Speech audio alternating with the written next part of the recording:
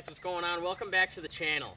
I apologize for the last couple weeks. I've been gone out of town in North Dakota filming the National Walleye Tour, the Dakota Walleye Classic. That was a great time, by the way. It was a lot of fun. I got to create some cool content out there, and I love it out west. That's my second home, as I like to call it. I love spending time out there, especially during the nice weather, but I would much rather it be fall time when I was out there and actually hunting.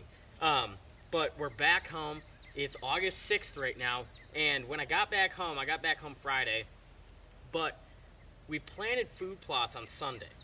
Now, we conveniently last night, it's Tuesday today, we conveniently last night, Monday, got about an inch of rain.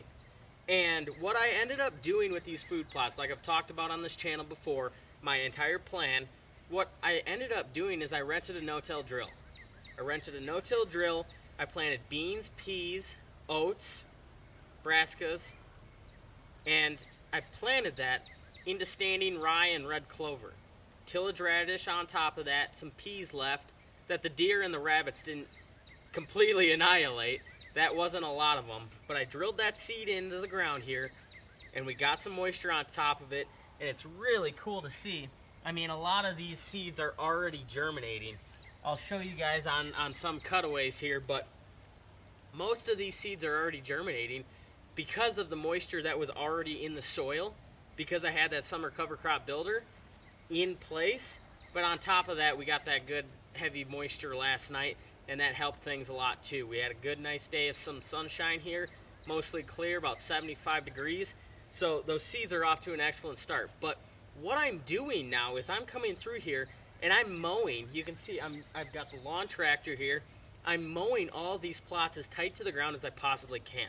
Now what that's doing is that's terminating a lot of the things that were growing here. I'm anticipating having some of the rye and some of the red clover come back, because that's how you manage red clover and that's how you manage rye as well. But the tillage radish, the peas, and any of the weeds that were in here should be cut down very low to that root system, and it should stunt them enough to allow my new seed and my fall blend to come up through and overtake this plot again, which is the whole no-till practice, the whole no-till scenario that we're going for here. I'm trying to avoid using herbicides. I'm trying to avoid having to constantly till my ground and stir up that weed seed bank. I'm trying to minimize the disturbance on my soil by rotating cover crops. Now when I show you guys this, you can still see there's some rye from this spring yet still breaking down. Now, from what I've read about rye, it takes a long time to break down. It's a big stalk. It's got a lot of organic matter that needs to break down, disintegrate, and get incorporated into that soil. So a lot of guys will do a light till to incorporate that rye and all that stubble into the soil to help it break down faster. Now, what I'm doing with this mower, I'm getting it low enough that I'm actually chopping a lot of that up. So I'm kind of doing the same thing without disturbing that soil and stirring that weed seed bank. But at the same time, I'm keeping everything that I've worked so hard over the last year to build, but I'm keeping all of that organic matter, I'm keeping all the nutrients that those plants have pulled up out of my soil, and I'm keeping that right here where I want it. I'm keeping all of those nutrients and everything that those plants have harbored over the last couple months that it's been growing. I'm keeping that right in my plots. So all of that is going to be available again for my next crop. I'm never losing anything. If anything, I'm constantly, continually building topsoil, building a more nutrient-dense food plot by doing this system, by using this system. So that's the whole goal. That's my whole game plan behind this, is keep my nutrients here, not stripping them out, not using an herbicide, and not chelating those minerals in my soil so the plants can no longer uptake it. I'm making all of this constantly available for my following crop because I'm leaving it here. I'm not using a harsh synthetic fertilizer with a lot of sodium and drying that out, and I'm always keeping my soil covered so I don't have drying soil in the sun baking in that heat and then losing moisture that way. I'm always keeping this covered. I'm adding nutrients into the soil by growing different crops, and I'm retaining all of that moisture by having an active and living root system holding that in the top 2 inches, right in that topsoil level.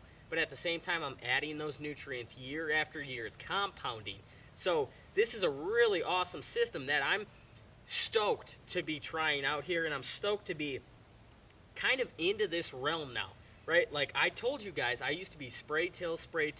I was spray till at heart until I started to figure out some of this stuff. I started seeing some of the consequences of losing nutrients year over year. My input costs are going up and up and up when it comes to fertilizer to get the same crop that I started out with and had very little fertilizer. So when we first started out planting food plots, I had a great crop and we virtually didn't put any fertilizer into the soil. But year over year, it's getting worse and worse and worse. I'm having to constantly input more fertilizer to get the same volume of growth. So I'm trying to backtrack now, and I'm trying to fix that problem by implementing this no-till practice. And by doing this, what I'm doing is I'm creating a more nutrient-dense food plot that we all know that deer are feeding based on nutritional content versus based on the flavor or taste of some different type of forage. They're feeding strictly based on nutritional value that a plant has. So if you think about it, the more nutrient-dense a plant is, the more frequently and attractive that plant's going to become and be hit. So the higher the nutritional content in all my food plots, that's why everybody talks about you got to get minerals in these deer. You got to get minerals in these deer. Well, you can get minerals to deer with your food plots if your mineral content is high.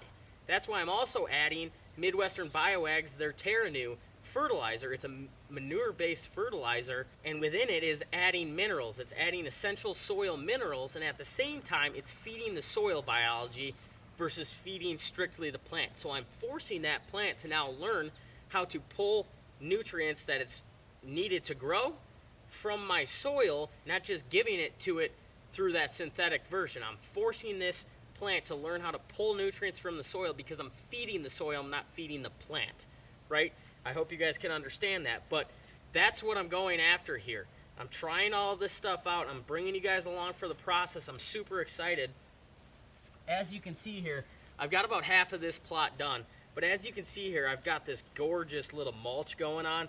All of these leafy greens, real fine organic matter. It's just going to break down nice and quickly and be readily available for that next crop, but at the same time, it's creating that moisture barrier. So it's holding all that moisture that we got last night on my topsoil. It's holding it there. It's creating that barrier between the sun drying it out, and it's giving it a nice layer for my seeds to lay under and then grow up through. So I'm really excited about this process. It's actually looking better than when I crimped this over and had all that standing rye. I actually like the looks of this better. Now I was really excited about the whole standing rye and seeding into that and then crimping that over to terminate it. That looked beautiful to me, but after seeing this, seeing all this fine organic matter, this leafy green fine organic matter that's readily available and gonna continue to break down over the next coming weeks, I'm really excited to see how this process turns out. I'll take you guys along for the journey. Like I said, I've already got majority of my seeds germinating, and so what I planted was forage peas, beans, brassicas, and some oats. And like I said, I'm anticipating some of that red clover to come back and fill in around, as well as that rye. So I'm excited for the next couple of weeks to see what we're gonna produce. I spread that Midwestern Bioag TerraNew fertilizer out here before I drilled it, so any of the disturbance that I made with those discs, cutting my lines through here in these plots, hopefully kind of shallow incorporated a little bit of that fertilizer, but if not, that rain is starting to break it down, that soil's starting to feed on that manure-based fertilizer. So we're in a really good position here. Like I said, it's the beginning of August, we're getting close to season. I'm gonna take you guys along for this ride. I'm really excited. First year, we'll see what happens. Stay tuned.